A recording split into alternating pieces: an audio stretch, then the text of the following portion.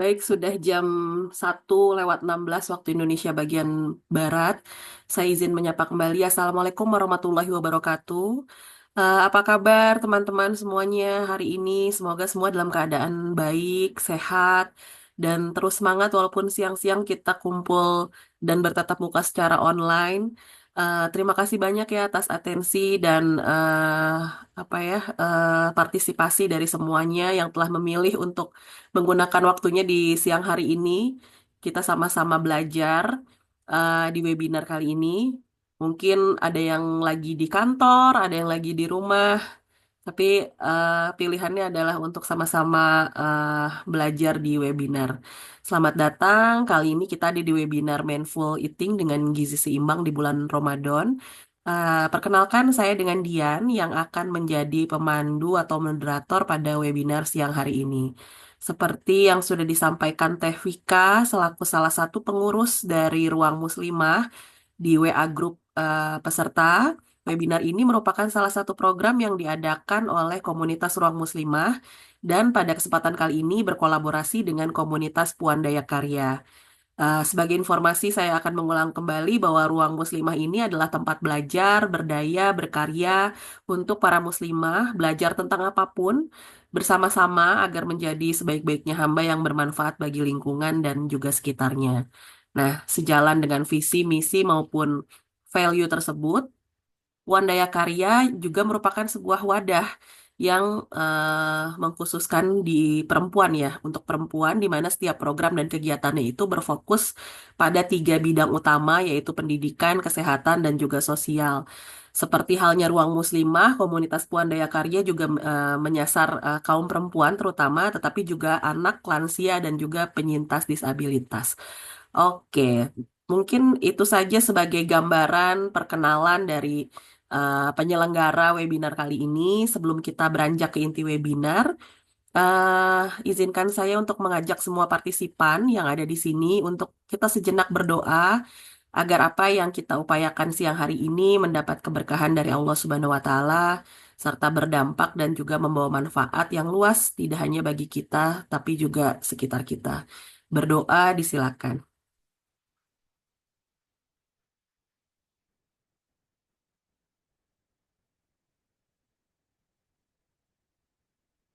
Baik. Oke, eh, kami beruntung kali ini karena memiliki narasumber yang sangat berpengalaman. Teman lama saya, Dr. Gina Tiara Werdianti, SPGK, seorang dokter spesialis gizi klinik dan juga salah satu member Puan Daya Karya. Beliau menempuh pendidikan di FK Universitas Mula Warman Samarinda dan menyelesaikan spesialis di FK Universitas Hasanuddin Makassar. Dokter Gina saat ini berdomisili di Samarinda ya dok, dan sehari-hari bekerja sebagai penanggung jawab di Klinik Herawati. Pernah menjabat menjadi Direktur Utama di Rumah Sakit Ibu Anak Herawati dan pernah bertugas di Mekah sebagai PPIH.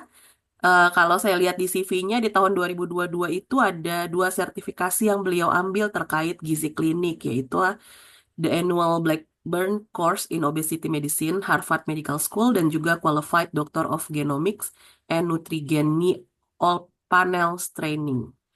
Oke, tidak berpanjang kata, spotlight Zoom ini akan saya arahkan ke Dr. Gina untuk bisa menyampaikan materi dan sharingnya. Silahkan Dr. Gina. Terima kasih, Dokter Dian.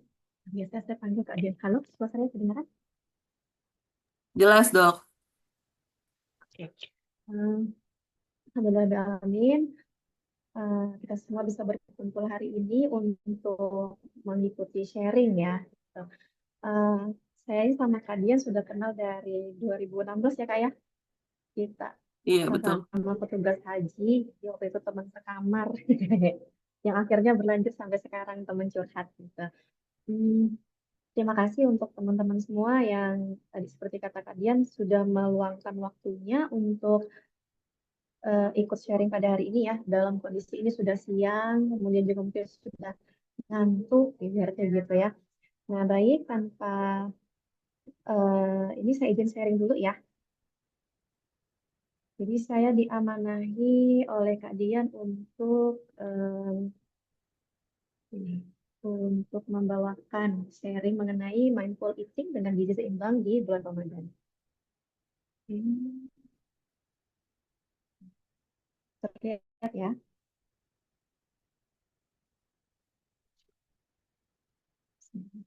Saya mulai. Jadi tema sharing kita hari ini kan mindful eating dengan gizi seimbang di bulan Ramadan. Hmm. Sebelum kita membahas masalah mindful eating, ya kita harus tahu dulu nih, mindful itu apa sih? Gitu ya. Jadi mindful itu berasal dari kata mindfulness. Mindfulness yang berarti perhatian penuh atau menyadari pengalaman yang hadir di hadapan kita. Atau juga menjaga kesadaran tanpa menghakimi dan tanpa pertimbangan atas perasaan, pikiran, dan persepsi di masa sekarang. Jadi intinya itu adalah kita fokus kepada apa yang ada di hadapan kita. Seperti itu. Kemudian yang menjadi sasaran utama dari mindfulness ini adalah mengurangi keadaan automatic pilot. Gitu. Automatic pilot atau suatu kebiasaan ya, ketika kita itu tidak menyadari momen-momen di sekitar kita karena kebiasaannya kita tadi gitu. Kemudian sasaran utamanya juga untuk meningkatkan kesadaran akan isyarat fisik internal yang dapat mengoptimalkan kesehatan melalui tingkat kontrol yang lebih tinggi yang dirasakan untuk pilihan perilaku gaya hidup. Nah, ini mengenai mindfulness yang intinya adalah kesadaran penuh. Kemudian kita beralih ke mindful eating. Jadi kalau mindfulness tadi kesadaran penuh, kalau mindful eating adalah pendekatan terhadap makanan yang berfokus pada kehadiran penuh saat makan. Gitu. Jadi kesadaran yang tanpa menghakimi isyarat lapar dan kenyang, kemudian juga emosinya kita pada saat makan dan juga situasi yang mungkin menjadi pemicu kita makan nih dari lingkungan sekitar, gitu ya. Jadi intinya kita ini sadar bahwa kita mau makan, gitu. Nah, jadi tujuan dari mindful eating ini sebenarnya untuk agar kita ini lebih menghargai makanan, kemudian membangun hubungan yang lebih sehat dengan makanan, gitu ya. Dengan membantu mengatasi emotional eating, kemudian juga binge eating, gitu ya. Dan membantu mengatur selera makan, serta juga mengatur pencernaan kita. Kemudian tujuannya juga untuk membuat proses makan kita itu, pengalaman kita itu menjadi lebih menyenangkan. Ini sama seperti kita saat melakukan MPASI ya. Jadi bagaimana caranya kita memberi makan anak ini dengan cara yang lebih menyenangkan supaya makan itu tidak menjadi trauma untuk mereka gitu. Dan juga yang paling penting supaya kita lebih menikmati makanan. Selanjutnya, nah tadi kita bahas dulu masalah mindful eating. Kemudian di judul tadi kan mindful eating dengan gizi seimbang ya. Nah, kita masuk nih ke masalah gizi seimbang. Sebenarnya gizi seimbang itu apa sih? Gizi seimbang ini merupakan konsumsi makan sehari-hari yang mengandung zat gizi dalam jenis dan jumlah atau porsi yang sesuai dengan kebutuhan setiap orang atau kelompok umur. Nih, kita mungkin udah sering lihat masalah gambar tumpeng gizi seimbang ya. Jadi yang dimaksud dengan gizi seimbang itu adalah dalam satu hari kita ada mengkonsumsi makanan pokok, ya ini biasanya sebagai karbohidrat ya, makanan pokok. Kemudian juga mengkonsumsi sayur dan buah, gitu. Sayur sekitar 3 sampai 4 porsi dalam satu hari, buahnya 2 sampai 3 porsi. Kemudian mengkonsumsi lauk pauk, ya, protein hewani, protein nabati, susu, gitu, 2 sampai dengan 4 porsi. Dan juga membatasi penggunaan gula, garam, dan minyak gitu. Disertai minum air putih 18. Kemudian gizi seimbang itu tidak hanya melulu soal makanan, tetapi juga soal kita pemantauan berat badan, kemudian aktivitas fisik harian ya seperti menyapu, berjalan, kemudian juga olahraga, senam, bersepeda, sepak bola, dan juga menjaga kebersihan dengan rajin mencuci tangan. Nah, kalau kita berbicara masalah gizi, untuk pemenuhan gizi dalam satu hari itu, kita harus memenuhi kebutuhan akan makronutrien dan juga mikronutrien. Nah, makronutrien itu merupakan komponen utama yang dibutuhkan badan kita untuk membentuk energi. Gitu. Nah, isinya ada karbohidrat, ada protein, ada lemak. Karbohidrat yang biasa kita kenal, nasi, roti, gitu ya. Kemudian jagung, sagu, labu, singkong, gitu termasuk ke dalam golongan karbohidrat. Sedangkan kalau protein, protein kita terbagi dua, ada protein hewani dan protein nabati. Untuk protein hewani ini sendiri itu ada dari sumbernya bisa dari telur, kemudian ikan, daging, ayam, seperti itu ya, unggas ya intinya. Kemudian kalau protein nabati bisa kita dapatkan dari produk kacang-kacangan ya, tahu, tempe, seperti itu. Sedangkan kalau untuk lemak, nah biasanya di dalam protein itu juga ada kandungan lemaknya. Dan ada tingkatan protein gitu ya, ada tingkatan rendah lemak, lemak sedang, dan lemak tinggi gitu. Nah, untuk konsumsi lemak sendiri diharapkan kita bisa lebih bijak ya. Jadi memilih mengkonsumsi lemak baik. Contohnya seperti kita kenal alpukat itu sebagai buah, tapi ternyata alpukat itu adalah sumber omega 3 yang baik. Dia sumber lemak baik untuk tubuh. Tuh. Kemudian bisa juga dengan mengkonsumsi minyak seperti minyak zaitun ya, olive oil itu untuk perannya sebagai antioksidan juga untuk tubuh seperti itu. Kemudian kita, selain makronutrien tadi ada mikronutrien. Nah, mikronutrien ini terdiri dari vitamin dan mineral. Vitamin itu ada dua macam, vitamin yang larut lemak dan vitamin yang larut air. Untuk vitamin larut air kita kenal ada vitamin D dan vitamin C. Kemudian vitamin larut lemak ada vitamin A, vitamin D, E, dan K. Nah, selain vitamin yang dibutuhkan badan kita juga ada mineral seperti natrium, magnesium, kalium seperti itu ya. Nah, kalau tadi makronutrien ini sebagai sumber energi, kalau mikronutrien ini untuk membantu apa namanya proses metabolisme di dalam tubuh, gitu. Terutama vitamin B. Vitamin B ini merupakan koenzim yang penting sekali untuk proses pencernaan, ya. Kemudian, jadi kalau kita mau memenuhi gizi seimbang dalam eh, setiap kita makan ya, jadi harus memenuhi komponen makronutrien dan mikronutrien tadi. Gitu. Nah, itu dulu. Hmm. Nah, ini contoh untuk satu kali makan dalam satu hari. Di sini ada yang namanya ini ya, gambar isi piringku. Jadi dalam satu piring itu eh, kalau kita mau membagi porsi makan ya dalam satu piring kita bagi dulu setengah. Setengah itu kemudian 3/4-nya kita isi dengan makanan pokok, seperempatnya isi dengan lauk pauk. Lauk pauk tadi yang protein hewani dan nabati tadi ya. Kemudian yang setengahnya kita isi dengan sayuran dan buah-buahan. Gitu. Ini idealnya porsi kita satu kali makan. Nah, berikut contohnya untuk makanan pokok ini bisa nasi dan juga penukarnya. Penukarnya tadi bisa sagu, roti, kemudian mie gitu ya.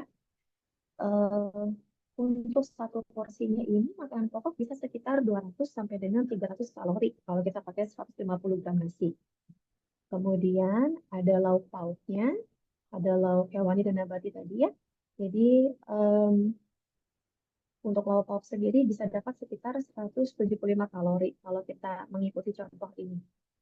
Kemudian ada juga sayuran, sayuran sekitar 150 gram, ini dapat sekitar 37,5 kilokalori. Kemudian untuk buah-buahannya ada sekitar 50 kalori. Jadi kalau di total untuk satu kali makan ini kita bisa dapat sekitaran eh, 500 kalori. Nah, gitu. Ini baru makan satu kali. Idealnya kita makan dalam satu hari adalah 3 kali makan besar, kemudian 2 sampai dengan 3 kali snack, tergantung untuk kebutuhan kita sehari-hari ya. Warna-warna mustard kita juga tersedia di warna mustardnya. Warna Kemudian, nah tadi kita bicara soal gizi nih. Nah, ini baru gizi seimbang di secara keseluruhannya. Kita masuk dulu ke dalam puasa. Nah, puasa ini, kalau menurut istilah, dia adalah berhentinya asupan makan dan minum selama jangka waktu tertentu. Gitu. Sedangkan puasa atau saum dari bahasa Arab berasal dari kata asyam atau saum berarti menahan diri dari sesuatu. Kemudian kalau puasa menurut Islam ini adalah menahan diri dari makan, minum, hawa nafsu dan segala perkara yang membatalkannya. beda Mulai dengan dari Pak ya. pagi hingga tenggelamnya matahari dengan niat karena Allah. Nah, ini. Nah, kemudian prinsip dasarnya puasa itu apa? Prinsip dasar puasa adalah berhentinya asupan makan dan minum dalam jangka waktu tertentu yang menimbulkan berbagai perubahan di dalam tubuh. Nah juga puasa ini memberikan kesempatan bagi tubuh kita untuk istirahat dari proses mencerna makanan. Kemudian juga melakukan proses detoksifikasi, perbaikan dan regenerasi sel, serta proses penyembuhan. Kemudian dari aspek religinya, puasa ini berdampak terhadap aspek fisik, emosi, mental, dan juga spiritual.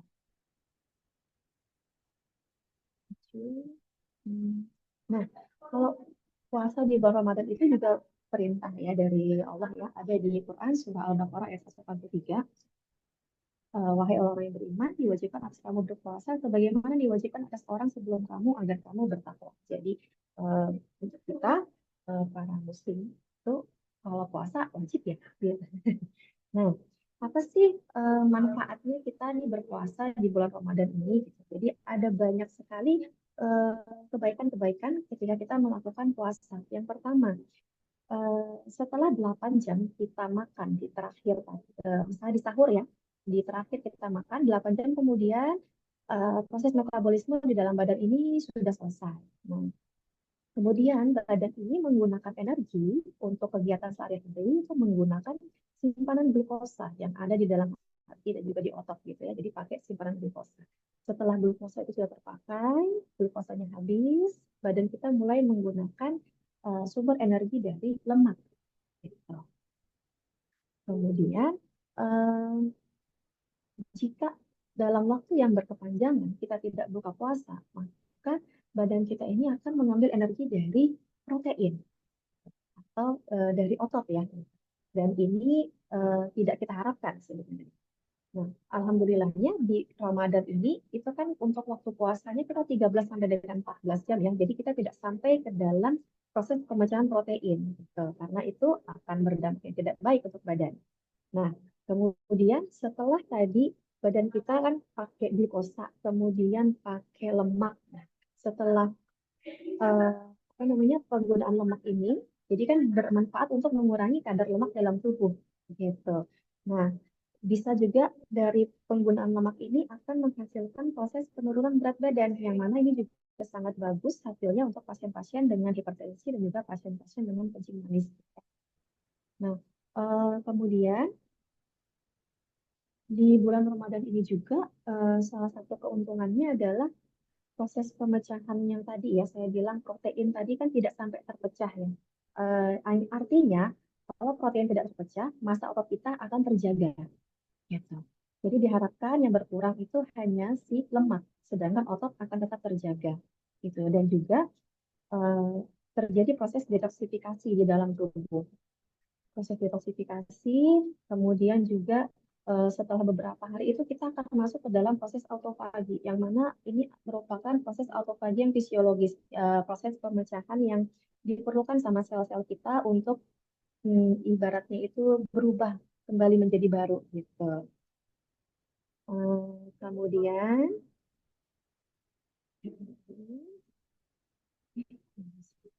nah, ini ya. Jadi sebenarnya eh, untuk puasa itu sendiri dia ada tahapan-tahapannya. Pada saat awal kita mulai berpuasa, itu ada yang namanya fase detoksifikasi. Ini terjadi sekitar hari pertama sampai dengan hari ketiga. Pada saat fase detoksifikasi ini akan terjadi peningkatan listrik tubuh, kemudian juga sel darah putih mulai meningkat karena kita memulai proses detox ya, proses perbaikan lah gitu. Kemudian setelah hari ketiga kita masuk kepada fase pemulihan. Nah, di sini mulai penurunan kandungan gula dalam darah tadi, karena kan simpanan-simpanan glukosa sudah mulai dipakai ya. Awal-awal ini aktivitas psikomotor atau fisik mulai menurun, selera makan juga sudah mulai menurun, stamina menurun gitu, karena badannya masih pemulihan ya, badan kita masih pemulihan, makanya awal-awal puasa tuh biasanya kita masih lemes-lemes gitu. Nanti sudah masuk 10 hari kedua, ini sudah fase rejuvenasi. Nah, pada saat fase rejuvenasi ini terjadi proses normalisasi sistem-sistem dan fungsi dari organ tubuh kita.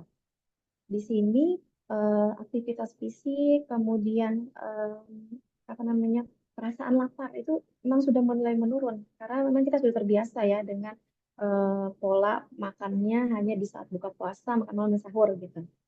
Nah, baiknya lagi di fase rejuvenasi ini kita mulai memproduksi growth hormone. jadi hormon yang untuk memperbaiki sel-sel tubuh gitu. Dan juga terjadi penurunan hormon kortisol. Yang ini kan bagus banget karena hormon kortisol ini merusak sel-sel di dalam tubuh ya. Jadi pada saat puasa justru hormon kortisol ini akan mengalami penurunan. Kemudian di 10 hari terakhir terjadi fase revitalisasi gitu. Karena tadi growth hormonnya sudah diproduksi, kemudian aktivitas di badan kita juga sudah mulai stabil, kemudian juga fungsi-fungsi vital dalam tubuh sudah mulai kembali lagi gitu. Nah, jadi berikut ini dia untuk benefit dari berpuasa. Jadi memperbaiki fungsi otak, kemudian juga membantu proses penurunan berat badan, mencegah kanker, kemudian memperbaiki diabetes tipe 2, memperlambat proses aging, menurunkan proses inflamasi, memperbaiki resistansi insulin dan juga memboost itu maksudnya meningkatkan hormon pertumbuhan dan juga memperbaiki kesehatan dari jantung kita. Nah, sekarang kita masuk di mindful eating dengan gizi seimbang di bulan Ramadan.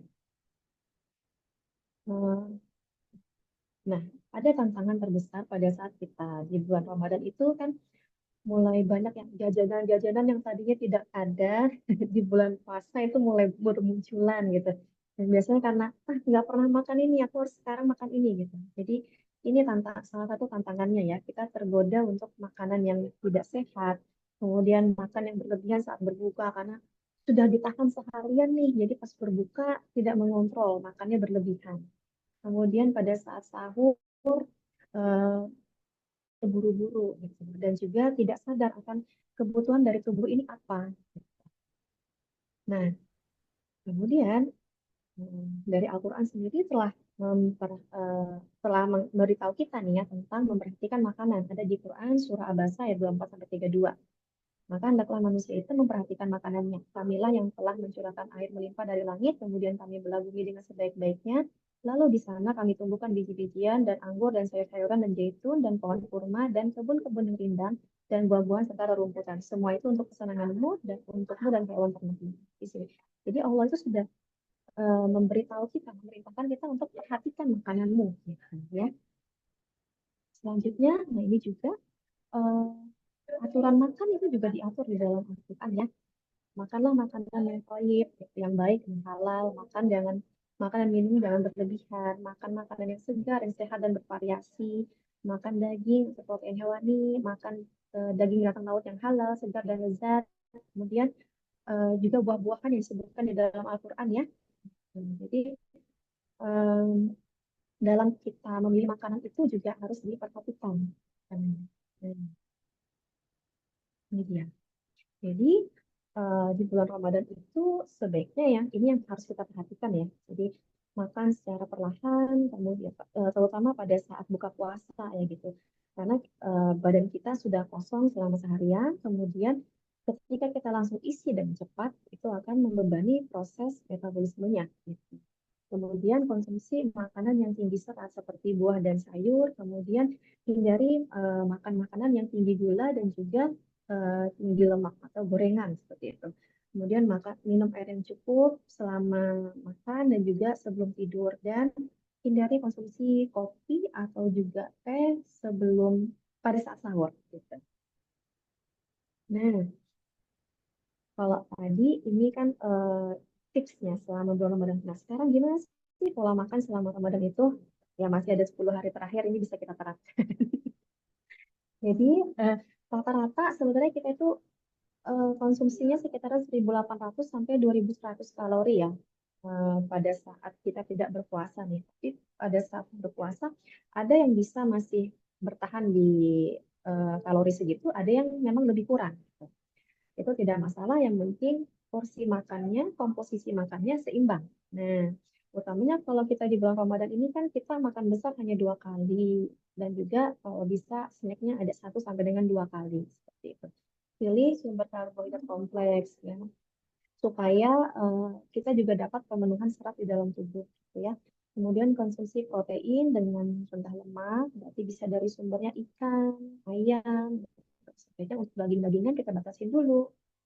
Kemudian juga mengkonsumsi sayur dan buah serta minum yang cukup. Jadi ini pola makan yang bisa kita terapkan selama Ramadan.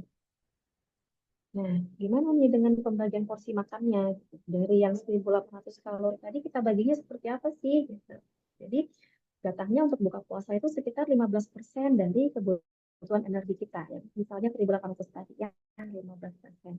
Kemudian makan malam sekitar 30-35%. Kemudian jika perlu ada snack malam sekitar 10-15%. Biasanya habis tarawih gitu ya. Dan juga nanti di saat sahur, nah ini porsinya agak besar, sekitar 40%. Ini contoh nih, contoh untuk porsi makan yang 1.800 kalori selama bulan puasa ya. Jadi untuk buka puasa kita bisa makan buah, buahnya bisa kita pakai kurma atau mau buah yang lain. Oke.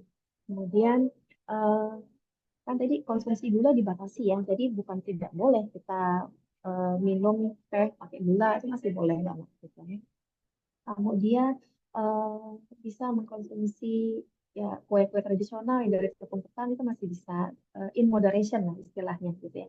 Kalau mau simpelnya lagi kita bisa buka puasa itu dengan buah-buahan dan air kelapa karena air kelapa bisa untuk mengembalikan elektrolit tubuh yang hilang ya selama kita berpuasa itu.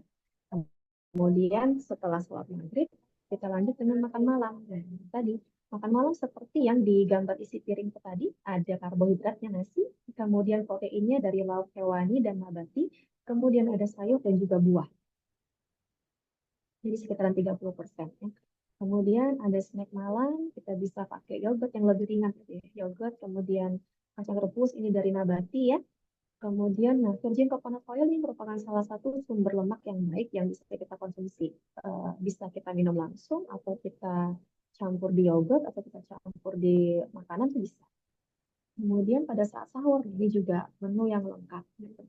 Dan untuk lauknya, lauk hewaninya pun bisa kita tambah dengan telur ya. Gitu. Karena kalau kita sahurnya dengan tinggi protein, insya Allah untuk kenyangnya pun rasanya akan lebih lama dibanding dengan kita makan lebih banyak karbohidratnya, terutama karbohidrat sederhana. Jadi, misal kita udah makan nasi, temennya adalah mie goreng. Nah, itu kan sudah combo karbonya gitu. Jadi, yakin aja deh, ini sebentar aja jam 7, jam 8 pagi udah lapar lagi. Karena isinya cuma glukosa. Dan glukosa tadi kan yang paling pertama dipakai sama badan kita ya untuk pemenuhan energi tadi. Jadi, memang better kalau sahur itu harus makan makanan tinggi protein. Kemudian, selanjutnya ini dia. Sorry. Jadi pada saat Ramadan ini kita menghindari makan yang berlebihan saat berbuka puasa dan sahur. Kemudian dijaga jarak makannya nih ya antara cemilan tadi. Kemudian juga meningkatkan asupan sayur gitu karena lebih tinggi serat air. Jadi air itu kan kita untuk minum terbatas ya. Tapi dengan kita mengkonsumsi buah, sayur itu kan juga ada air di dalamnya gitu. Jadi itu bisa memenuhi kebutuhan harian juga. Gitu. Kemudian tunda makan sahur maksudnya adalah makan sahurnya ini kita dekatkan ke waktu imsak. Gitu, ya. Kemudian tingkatkan asupan cairan tadi karena kita ada berapa jam ya tidak ada mengkonsumsi cairan gitu. Sedangkan badan kita kan akan tetap terus berkeringat juga ya gitu. Jadi asupan cairan juga harus dijaga untuk menghindari dehidrasi. Dan juga jangan lupa hindari asupan garam yang berlebihan. Nah, ini juga selain apa namanya asupan garam yang tinggi juga kan tidak baik untuk kita ya. Garam yang tinggi itu akan mengikat air sehingga air di dalam badan ini akan susah dikeluarkan, menumpuk air di dalam badan. Gitu. Dan juga hindari makanan-makanan yang asin, yang pedas, gitu ya. Selanjutnya kurangi juga makan makanan yang berlemak. Nah, berlemak tadi contohnya seperti daging tadi ya sebaiknya dihindari dulu karena daging itu lemaknya tinggi. Kita lebih baik pilih ke arah yang istilahnya daging putih, ikan dan ayam. Kemudian minimalkan asupan makanan manis diganti dengan buah-buahan dan tetap berolahraga minimal 30 menit olahraga ringan saja. Ataupun kalau nggak kuat olahraga, ya jalan kaki aja 30 menit per hari. Itu tadi, kalau kita terapkan proses mindful tadi di bulan Ramadan, gitu kan, jadi prepare to eat. Jadi kita menyiapkan apa yang kita makan. Gitu. Dengan kita menyiapkan apa yang kita makan, kita kan tahu. Ini yang diperlukan sama badan kita gitu. Jadi kita harus makannya ini. Kemudian hmm, pada saat menyiapkan makanan itu juga tujuannya untuk sebenarnya menghindari emosi yang berlebihan. Misal gini, kita lagi dalam kondisi stres berat gitu. Kemudian kita tidak menyiapkan makanan kita. Cenderung kita milih-milih di GoFood, ini aja deh gitu. Kalau kita stres itu kan pasti pilihan makanannya ke arah yang manis, ke arah yang lebih berlemak. Nah, itu tujuannya kita prepare to eat ini untuk apa namanya meminimalisir emosi kita dalam memilih makanan gitu. Kemudian breathe and relax-nya. Jadi ini maksudnya adalah eh, makan itu tidak terburu-buru, relax. Kemudian kita ibaratnya adalah menghargai makanan yang ada di depan kita. Kemudian memberi waktu untuk badan kita ini mencerna makanan. Jadi makan itu relax, gitu ya. Kemudian eh, pahami apa yang ada di piring kita. Gitu. Kenali gitu. Ini makanan ini benar nih yang dibutuhkan sama badan saya. Gitu. Kemudian kita lihat selain itu kan kita juga lihat nih makanan ini apakah makanan yang masih bagus gitu ya kan. Dari baunya juga harus kita kenali gitu. Karena kalau kita buru-buru kan kita tidak melihat ya makanan itu apa misalnya habis nge-GoFood dibuka langsung dimakan tanpa kita sadari makanan itu sebenarnya ini masih bagus nggak nih makanan ini. Kemudian dengan kita juga melihat makanan kita itu kita jadi bisa membatasi, oh saya perlu sebanyak ini atau tidak ya sebenarnya. Kemudian kita juga bisa melihat apakah komposisi makannya ini sudah seimbang belum, sudah ada karbonnya, ada proteinnya, ada lemaknya. Gitu. Kemudian yang keempat dan kelima ini mengunyah secara perlahan, makan secara perlahan gitu. Karena sebenarnya badan kita ini perlu waktu untuk memberikan sinyal kenyang. Makanya dengan kita makan perlahan, kemudian juga eh, mengunyah lebih banyak ya. Selain mengunyah itu juga membantu badan kita mempersiapkan enzim-enzim pencernaan. Gitu. Jadi makanya kunyahlah makanannya dengan perlahan, tidak terburu-buru, bukan langsung ditelan. Gitu. Nah, kemudian dengan makan perlahan tadi kan kita memberikan waktu ya, memberikan waktu untuk badan kita ini mengirimkan sinyal kenyang pada otak kita nih. Oh, sudah kenyang, berarti saya sudah waktunya berhenti makan. Gitu. Nah, kemudian diusahakan juga yang tadi mindful ini berarti kita makan itu adalah suatu kegiatan yang ya di kegiatan kita makan, bukan kita makan sambil nonton, bukan makan sambil ngerjain kerjaan di handphone seperti itu, makan makan bersama keluarga gitu kan ya. Jadi itu yang perlu kita em, apa namanya kita rubah gitu. Jadi makan itu adalah suatu kegiatan juga, bukan makan itu ada suatu apa ya eh, selingan lah ibaratnya kerja diselingi dengan makan enggak seperti itu. Jadi makan itu juga sendiri merupakan suatu proses kegiatan ya gitu. Oke, sebenarnya intinya di sini. Cuma untuk mengantarkan kita ke mindful ini kita harus paham dulu ya untuk gizi seimbangnya seperti apa gitu. Kemudian mindful itu juga apa gitu ya. Nah, mudah-mudahan sharing saya bisa bermanfaat. Gitu. Eh, kalau apa namanya, kalau ada yang kurang jelas, mungkin nanti kita bisa diskusi lebih lanjut. Dan untuk presentasi saya, sharing saya hanya sekian. Saya kembalikan lagi kepada Kak Dian. Terima kasih. Oke, Masya Allah. Singkat, padat, bener-bener daging banget. Terima kasih Dokter Gina untuk penyampaian materinya. Eh, saya sih yakin ini banyak partisipan yang sudah tidak sabar untuk bisa bertanya maupun bisa berdiskusi langsung. Tapi sepertinya sebelum kita masuk ke sesi Q&A, saya izin ya mau ngajak teman-teman untuk foto bersama terlebih dahulu untuk dokumentasi. Jadi mohon berkenan untuk bisa buka kameranya kalau memang memungkinkan dan tampilkan senyum terbaiknya walaupun sedang berpuasa. Kalau sudah siap nanti saya akan pandu untuk pengambilan gambarnya.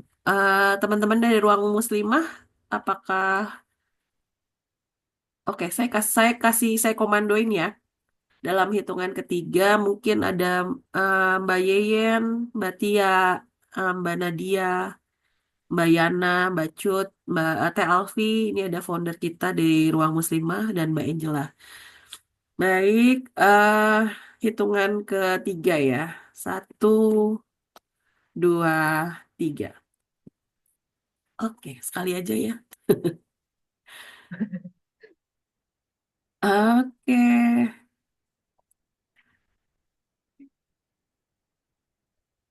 sebentar saya pastikan sudah aman dulu. Oke, aman. Dokter Gina, di WA grup kita tuh ada 4 pertanyaan dari 2 orang penanya. Sebelum ke situ, mungkin saya persilahkan dulu kalau ada teman-teman yang berkenan menyampaikan pertanyaannya secara langsung, bisa raise hand. Atau pertanyaan yang tiba-tiba muncul. Saya sendiri ada 2 pertanyaan yang pengen banget saya tanyakan, tapi saya kasih kesempatan dulu buat teman-teman yang lain. Kalau mungkin Mbak Tia atau Mbak Dwi yang sudah ngedrop pertanyaan di WA Group mau menyampaikan langsung atau saya sampaikan? Silahkan. Malu-malu kali ya. Apalagi lemes. Saya bacain aja kalau gitu. Udah, Saya udah bacain siap ya. tanya. Eh, dari Mbak Tia di Semarang, beliau ada kasih kita 3 pertanyaan nih dok, tapi mungkin supaya berimbang, saya bacakan 1 pertanyaan dulu, nanti saya akan beralih ke pertanyaan Mbak Dwi, karena hanya ada satu, nanti akan kembali lagi ke pertanyaan Mbak Tia. Mbak Tia itu menanyakan, jika setelah mengurangi porsi nasi untuk rotasi karbo, perut terasa tidak nyaman dan malah sering bergas atau kentut, itu gimana ya dok? Sudah mencoba mengkonsumsi cuka apel sebelum makan tapi masih bergas. Apakah ada intoleransi makanan? Tapi makanan yang dikonsumsi juga masih termasuk makanan biasa yang dimakan sehari-hari. Silakan Dokter Gina. Oh, langsung saya jawab ya. Oke, baik. Jadi sudah ngurangi nasi, tapi malah rasanya begah. Coba dilihat teman makannya apa. Temannya si nasi ini apa, gitu ya. Apakah lebih banyak makanan yang berlemak? Kemudian untuk pemilihan sayurnya, apakah jenis sayur-sayur yang memang cenderung bikin kita kembung atau bergas gitu ya, kayak masing-masing orang beda sih. Ada yang orang makan sayur nangka itu dia fine-fine aja, ada yang dia makan sayur nangka itu dia begah rasanya. Kemudian juga kol ya, sayur kol, kemudian apa nih, makanan-makanan dari santan seperti itu. Jadi ketika merasa begah itu perhatikan dulu temennya si nasi ini apa gitu, atau juga mungkin makanannya terlalu banyak menggunakan minyak, itu juga bisa bikin kita merasa tidak nyaman seperti itu. Oke, cukup jelas ya. Jadi kalau nasinya sih dikurangin atau diganti singkong misalnya, tapi temennya gulai ayam gitu, atau Ya. apa gitu. Iya, tetap aja Iya. bloating rasanya. Dok, ini ada yang menarik dari pertanyaan tadi sebenarnya. Eh, ada statementnya sudah mengkonsumsi cuka apel sebelum makan, tapi masih bergas. Memangnya cuka apel ataupun apapun lah yang sejenis bisa mengurangi gas, dok? Tidak. Ya. Jadi bukan fungsinya untuk mengurangi gas sih sebenarnya kalau cuka apel ini gitu. Dia memang membantu untuk antioksidan ya. Kemudian juga ada efek untuk weight loss gitu dari si cuka apel. Tapi kalau untuk membantu mengurangi berat, eh, tidak, tidak, tidak sih. Kalau dari itu. Jadi makan cuka apel itu, minum cuka apelnya kapan? Kalau sebelum makan, jadi lebih baik mengkonsumsi cuka apel itu pada saat baru bangun tidur, perut kosong ya, dikonsumsi dengan air hangat. Jadi bukan pada saat sebelum makan. Itu juga bukan ke arah mengurangi gasnya gitu, bukan. Kalau dari cuka apel. Jadi memang untuk mengurangi begah dan gas itu kita perhatikan makanan kita ini apa. Oke, cukup jelas Dokter Gina. Nanti kalau misalnya dari penanya atau Mbak Tia memang ada yang mau diklarifikasi, disilahkan ya. Kita sementara Oke. akan masuk ke pertanyaan kedua dari Mbak Dwi. Dok, anak saya usianya 5 tahun, baru tahun ini belajar puasa.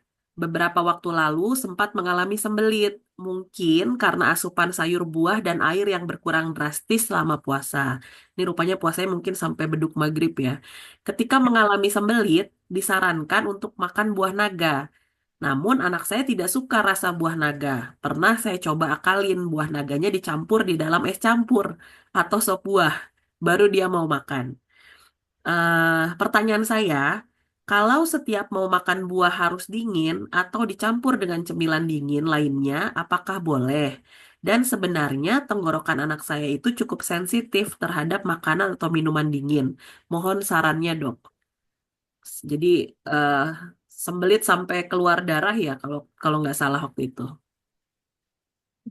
Baik. Untuk masalah sembelit nih, ini kan lagi puasa. Ya memang benar karena asupan cairan berkurang. Terus anak-anak ya PR-nya di situ sih, nggak mau makan sayur, nggak mau makan buah. Tapi makan ayam, makan ikan mau. Nah itu.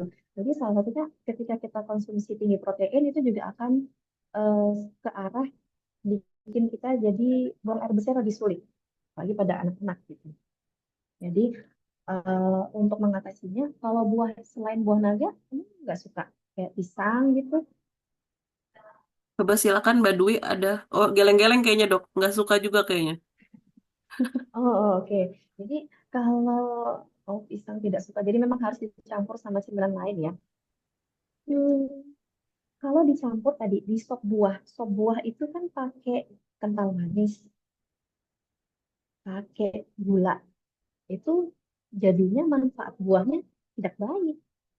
Jadi kalau misalkan buahnya dipotong-potong, dicampur aja dengan air kelapa, ditambah chia seed, kemudian dikasih perasan lemon, nah, dicoba dulu. Anaknya mau nggak? Karena chia seed sendiri juga kan tinggi serat ya, ngebantu untuk apa namanya pembunuhan serat kita supaya BAB-nya juga lebih lancar gitu. Kemudian kalau si buah tadi dicampur sama si air kelapa ini kan efeknya combo ya. Kita dapat efek yang baik gitu dari si buah dan juga dari si air kelapa. Kemudian ditambah dengan chia seed tadi, itu juga mengandung omega 3. Ada lemaknya juga di situ, ada seratnya juga di situ. Gitu. Jadi em, kalau dia tidak bisa makan buah secara langsung, boleh diaplikasikan dibikin jadi buah dingin gitu atau popsicle tuh bisa dibikin jadi es-esan. Tapi memang campurannya yang harus diperhatikan, tidak mengandung gula, tidak mengandung kental manis seperti itu.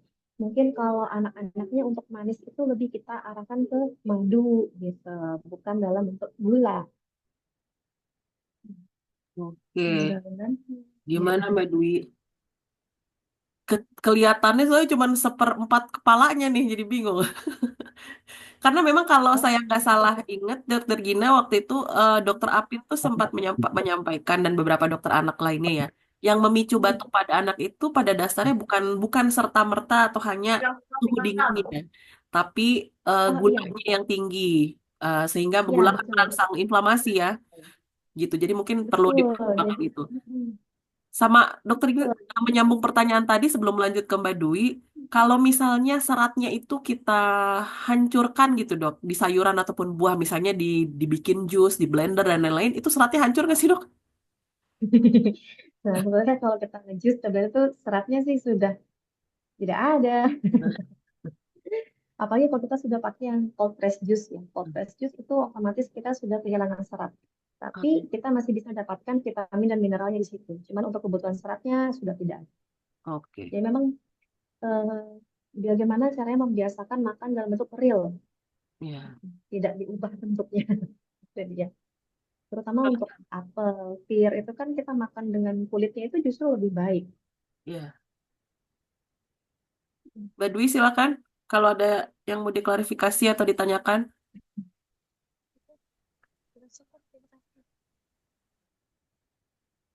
Sudah sepertinya sudah terjawab.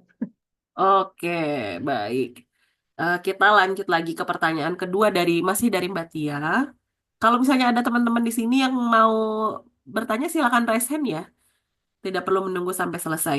Untuk membatasi konsumsi gula per hari itu termasuk membatasi dari karbo juga atau tidak ya, Dok?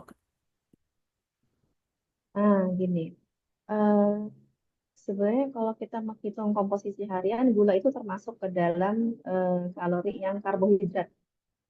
Jadi kalau kita membatasi gula, karbohidratnya aman aja. Karbohidratnya contohnya kan makan singkong, makan nasi. Nah, itu masih perlu proses pencernaan yang lebih lanjut di dalam tubuh. Sedangkan kalau gula ini benar-benar sederhana, sampai di badan udah langsung bisa dipakai. Jadi yang harus dibatasi adalah memang gulanya. Karena kita bisa mendapatkan gula dari karbo yang lain, gitu ibaratnya. Kan orang kan kayaknya nggak seret kalau belum pakai gula yang memang bentuk gula gitu. Padahal ya dalam dalam nasi itu juga ada gulanya. Jadi kalau kita membatasi gula yang kita makan, yang gula dalam bentuk lain, misalkan nasi, mie, roti tadi itu tidak perlu, gitu. Karena memang sudah masuk hitungannya, hitungan untuk porsi makan. Gitu. Yang dikurangi hanya gula yang itu tuh si gula putih itu. yang dikurangi. Oke. Ini ada pertanyaan yang keempat, Dok. Jika ada alergi dingin dan debu, sebaiknya makanan apa yang harus dikonsumsi? Apakah ada makanan atau pantangan yang harus dijauhi? Silakan, Dok. Oke, untuk alergi dingin, ya. Jadi sebenarnya kalau kita ada alergi, berarti ada sesuatu di sistem imun, gitu ya.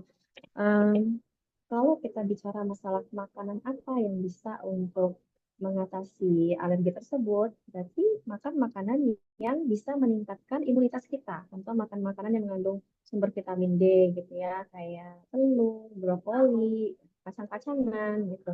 Jadi kalau kita berbicara untuk penanganan yang melalui makanan ya dengan memilih makanan-makanan yang bisa meningkatkan imunitas, kan. Eh, Contohnya misalkan masak di rumah menggunakan banyak rempah-rempah, nah itu kan juga untuk membantu membooster imun kita, gitu. Em, dan dilihat juga kalau tadi anaknya ya, kalau misalnya anaknya alergi dingin, berarti memang makanannya juga harus dijaga, tidak makan makanan yang ibaratnya jajan-jajanan kayak coklat, permen, seperti itu sudah tidak boleh. Karena makanan-makanan seperti itu justru meningkatkan inflamasi di dalam badannya, sehingga imunitasnya juga cenderung turun. Makanya untuk makanannya juga dipilih lebih ke arah real food dan makanan-makanan yang bisa meningkatkan sistem imun. Contohnya dari makanan-makanan protein, protein itu sangat bagus sekali untuk membooster imunitas ya. Kemudian dari buah dan sayur itu kan mengandung vitamin-vitamin, vitamin C, vitamin A yang memang untuk imunitas kita. Oke. Teman-teman yang lain ada yang mau ditanyakan? Kita masih ada cukup banyak waktu. Karena kami berencana hingga pukul 14.30, tapi kalau memang barangkali sekarang belum kepikiran, terus nanti setelah lihat slide Dr. Gina lagi, kok kayaknya ada yang ingin ditanyakan, saya minta izin ya dok, mungkin teman-teman nanti bisa menyampaikan lewat WA, nanti kami akomodir untuk diserahkan ke Dr. Gina dan barangkali berkenan untuk menjawab lewat teks atau voice note, nanti saya share di grup peserta. Adakah yang ingin bertanya lagi dari teman-teman di ruang muslimah barangkali? Kalau nggak ada, saya mau nanya soalnya nih, mumpung ketemu. Oh iya, silakan Mbak Tia, sudah raise hand, silakan. Oke, baiklah dokter. Terima kasih atas pemaparan materinya. Izin mengklarifikasi yang tadi dokter yang cuka apel itu. Ya, tadi saya mengonsumsi cuka apelnya memang setelah bangun tidur saat perut kosong. Tapi saya dengar cuka apel itu untuk mengasamkan lambungnya. Apakah itu benar, dok? Untuk mengasamkan lambung, Iya. enggak. Memang dia namanya cuka, tapi dia dari sumbernya buah. Jadi secara kan kalau kita ada asam, ada alkali ya. Jadi secara ini dia lebih ke arah alkali basa maksudnya, gitu. Dia memang namanya cuka. Cuka itu kalau di umum kita tahu itu adalah sesuatu yang asam. Tapi sebenarnya karena dia bahannya dari apel, dari buah, dia ini bersifat basa. Jadi sebenarnya fungsinya adalah untuk menetralkan apa namanya pencernaan kita gitu. Jadi dengan kita mengkonsumsi cuka apel itu harapannya dapat mengaktifkan enzim-enzim pencernaan supaya siap untuk masuk makanan gitu. Jadi dia tidak Baik, bersifat asam, bukan mengasamkan lambung gitu, enggak. baik dokter. Izin bertanya lagi boleh, dok? Boleh. Tergantung ibu moderator. Silakan, silakan, silakan. Ini dokter kan saya tuh berat badannya masih kurang. Ada cara meningkatkannya itu bagaimana? Apakah fokus ke makanan-makanan protein tertentu atau boleh yang lain juga? Contohnya yang lain apa gitu ya? Kayak menaikkan massa otot juga yang saya dengar itu, dok. Nah, Jadi gini, kalau PR-nya mau menaikkan berat badan, yang pertama tetap atur makan dulu. Bisa kita ibaratnya tuh tinggi kalori, tinggi protein. Gitu. Jadi kita kalorinya besar, tapi proteinnya juga tinggi. Gitu. Nah, kemudian ini harus dibarengin dengan melatih massa otot, meningkatkan massa otot dengan latihan beban seperti itu. Atau kalau tidak pakai beban ya sekarang body strengthening, body workout gitu ya istilahnya ya. Itu harus dilatih supaya protein yang ada tadi akan dipakai di otot kita, dia disimpan. Nah, kalau protein di dalam tubuh juga tinggi, itu akan meningkatkan massa otot. Kalau massa otot naik, berat badan juga akan naik gitu. Kita kan mengharapkan ini berat badan yang naik itu adalah komposisinya ototnya yang lebih tinggi dibandingkan dengan si lemak. Jadi kalau mau program untuk menaikkan berat badan, perhatikan makanannya, tetap usahakan makanan-makanan sehat, makanan repot, jangan ngambil jalan ninja gitu. Mau naikkan berat badan, makannya es krim, makan coklat, nah itu kan tidak baik ya untuk badan. Tadi kan untuk kita menjalankan mindful eating itu tadi kan harus memperhatikan apa yang kita makan. Jadi makanlah makanan-makanan real food dalam porsi yang lebih banyak, kemudian aktivitas fisiknya juga ditingkatkan untuk meningkatkan massa ototnya tadi. Gitu. Gimana Mbak Tia? Mungkin kita harusnya tukeran PR Mbak Tia. Saya susah banget turunin berat badan, Mbak Tia susah naikin berat badan. Iya, dokter. Oke, Baik, dokter. Terima kasih, dokter. sama-sama Mbak Tia. Yang lain apakah ada yang ingin ditanyakan? Kalau tadi cuka apel berarti bisa digantikan dengan air lemon nggak, Dokter Gina? Atau Bisa. bisa juga ya? Oke, oke. Bisa. Jadi sebenarnya untuk pagi mengaktifkan enzim-enzim itu nggak masalah. Oke. Yang lain kalau tidak ada, saya izin tanya dok. Tadi kan dokter Gina menyampaikan ada tahapan-tahapan yang terjadi di tubuh kita atau fase ketika kita berpuasa. Nah, kalau kita Hmm. perempuan tuh kan ada hari liburnya nih dok. Apakah Nah, ketika dia mulai berpuasa lagi, misalnya setelah menstruasi, terus dia mulai berpuasa lagi, fasenya itu ngelanjutin atau gimana sih dok? Pertanyaan awan nih, awam nih. nah, iya itu dia. Jadi sebenarnya kan perempuannya ada liburnya nih. Diharapkan di fase libur itu tetap mengikuti pola berpuasa.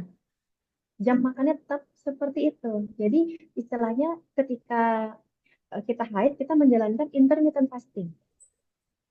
Jadi minum ya, cuman bedanya kita kan masih bisa minum ya, gitu. Pada saat yang puasa kan nggak bisa minum, kita masih bisa minum.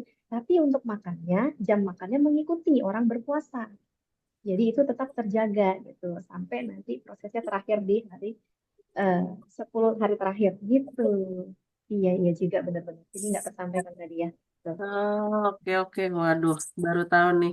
Jadi dipikir kalau lagi haid langsung deh ambiar Kembali semuanya seperti kembali itu. lagi.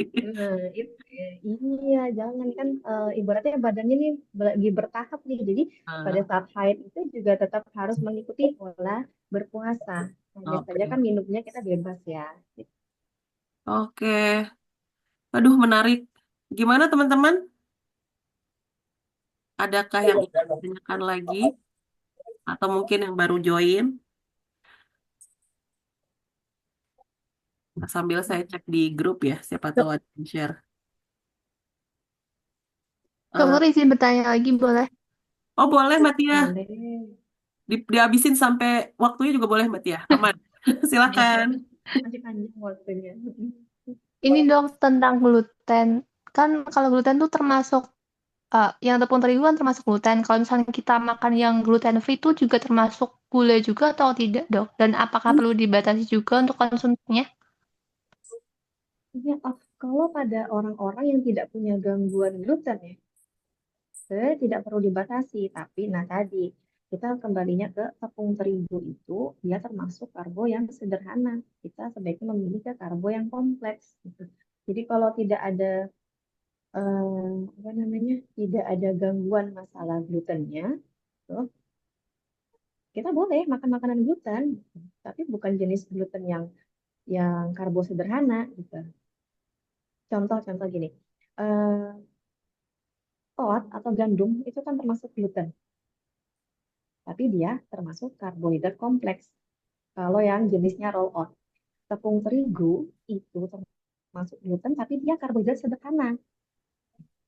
Jadi kalau untuk orang-orang yang tidak punya alergi gluten, dia boleh makan gandum. Tapi untuk orang yang punya alergi gluten, dia tidak boleh makan gandum. Gitu. Nangkep ya, Mbak Tia ya. Iya, Dok. Kalau tentang rafinasi itu gimana, Dok? Kayak misalnya gula rafinasi ataupun garam rafinasi, berarti kita harus menghindari itu atau bagaimana?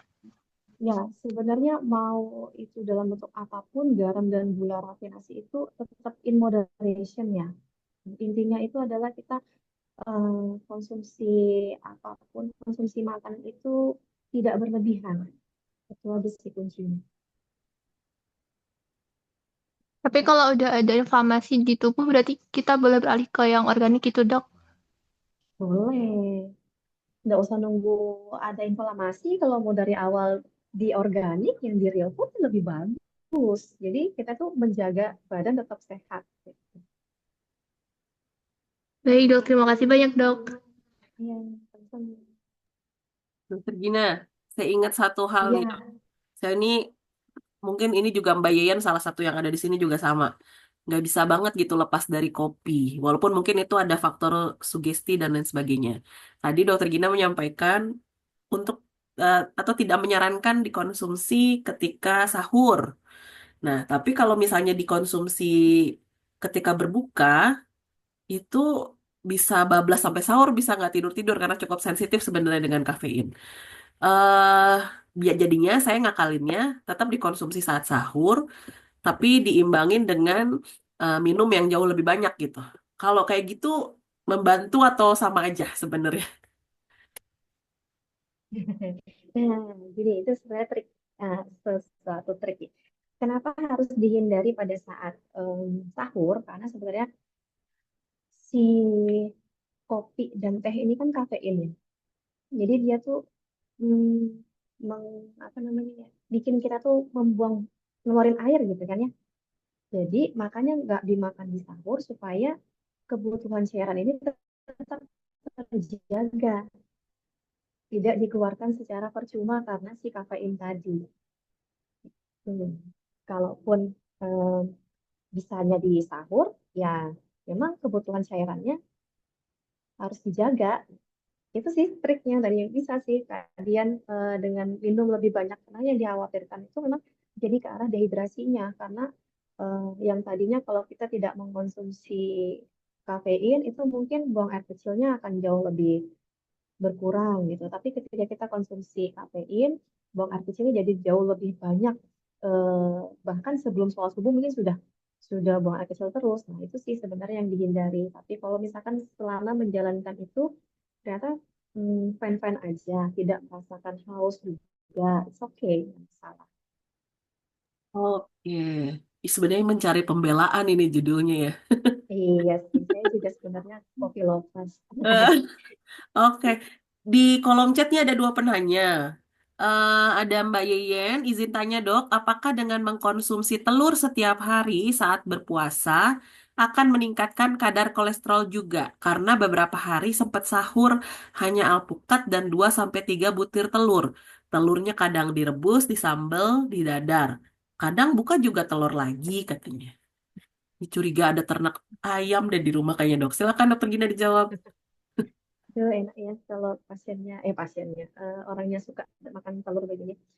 Ini waktu em, sebelum-sebelumnya kadar kolesterolnya gimana? Kalau kadar kolesterolnya normal aja, sebenarnya dalam satu hari kita mau makan 4 telur utuh tidak masalah. Kalau memang tidak pernah ada gangguan kolesterol sebelumnya. Tapi kalau ada gangguan kolesterol, sebaiknya telur yang utuh itu dibatasin. Jadi kita lebih banyak makan ke putih telurnya. Gitu. Jadi kalau selama ini tidak ada gangguan apa namanya gangguan kolesterol ya, mau makan 2 sampai 3 butir waktu sahur bagus, bagus. Tapi nanti harus ditambah juga aktivitas fisiknya ya, Hmm. supaya jadi ke otot nih telurnya kan dia protein. Iya, Gitu. iya, betul, betul. Katanya betul, suami kebetulan ternak ayam tuh kan, Dok, bener. Oh, Kolesterol masih di atas 200 gitu. kolesterolnya masih di atas 200. Sebaiknya dibatasin. Jadi telur utuh dua, sisanya dicukupkan dengan putih telurnya. Jadi telur Karena kuning ada telur yang boleh masalah di masuk cuma dua kolesterol, ya, Dok ya? nanti kita perbaiki. Iya, betul. Kuning telurnya boleh masuk dua, sisanya dicukupkan dengan putih telur. Dan orang-orang dengan kolesterol berarti harus olahraga. Paling tidak jalan kaki setiap hari 30 menit minimal. Oke. Tuh, Beb, dengerin, Beb. Selanjutnya dari Dwi lagi, Dok mau tanya lagi, kalau gula cair itu takaran maksimalnya berapa banyak per hari? Saya pernah pakai gula semacam stevia, hanya dipakai setetes tapi udah manis. Apakah gula semacam itu baik untuk tubuh? Kalau dibilang baik untuk tubuh, ya karena dia sebenarnya olahan juga, tapi dia terhitungnya 0 kalori gitu. Jadi kalau memang sebenarnya satu tetes aja itu sudah sangat manis. Jadi kalau memang sangat perlu gula, ngakalinnya adalah ditetes dulu di sendok, kemudian hanya setengahnya yang dimasukkan. Gitu. Jadi nggak jadi satu tetes, karena satu tetes saja sudah manis sekali. Kalau masalah baik atau tidak, selama kita makainya in moderation lagi-lagi, membatasi gitu, tidak berlebihan kan, nggak juga setiap kali kita minum harus pakai dua tetes gitu kan ya, hanya seperlunya aja. Kalau dibilang berbahaya, ya berbahaya jika berlebihan. Jika kita masih dalam batasan-batasan tertentu, ya tidak berbahaya. Jadi walaupun stevia itu masuknya adalah tanaman alami gitu, tetap tergolong sintetik gulanya ya, Dok ya? Iya, tuh.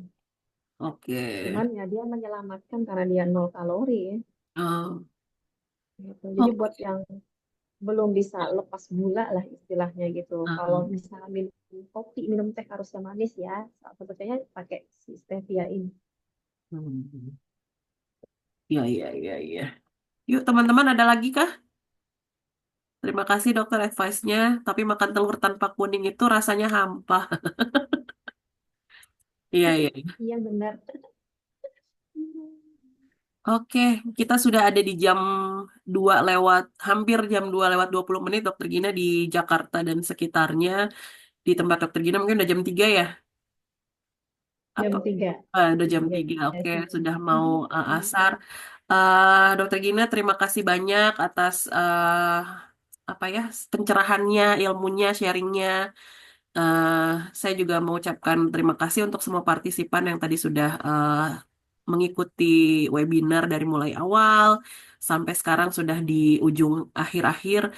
eh Silahkan kalau ada yang ingin membagikan keseruan webinar siang hari ini di Instagram masing-masing.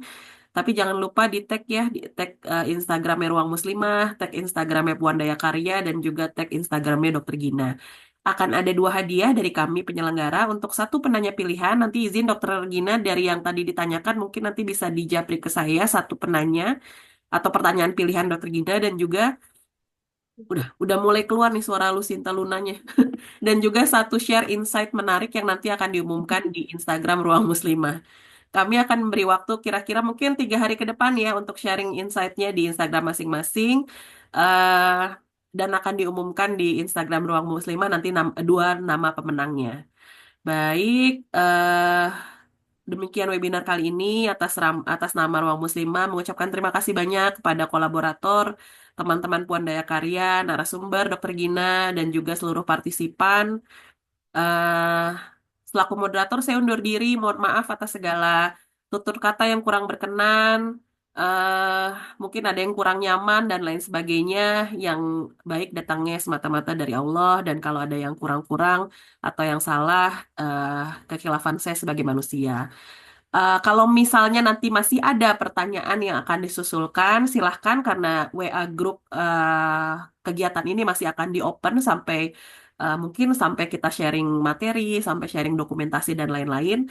Nanti akan saya sampaikan ke Dokter Gina untuk mungkin Dokter Gina akan berkenan untuk menjawab. Demikian, jangan lupa, saya lupa nih kan. Eh, saya titip ya, minta tolong untuk mengisi Google Form untuk evaluasi perbaikan kami di acara-acara ke depan. Linknya akan saya share di kolom chat, nanti juga akan saya share di WA Group. eh Mohon doakan supaya komunitas Ruang Muslimah bisa menyelenggarakan kegiatan-kegiatan bermanfaat di kemudian hari. Wabillahi taufiq wal hidayah. Assalamualaikum warahmatullahi wabarakatuh. Terima kasih semuanya. Waalaikumsalam. Terima Salam kasih. untuk keluarga sehat-sehat.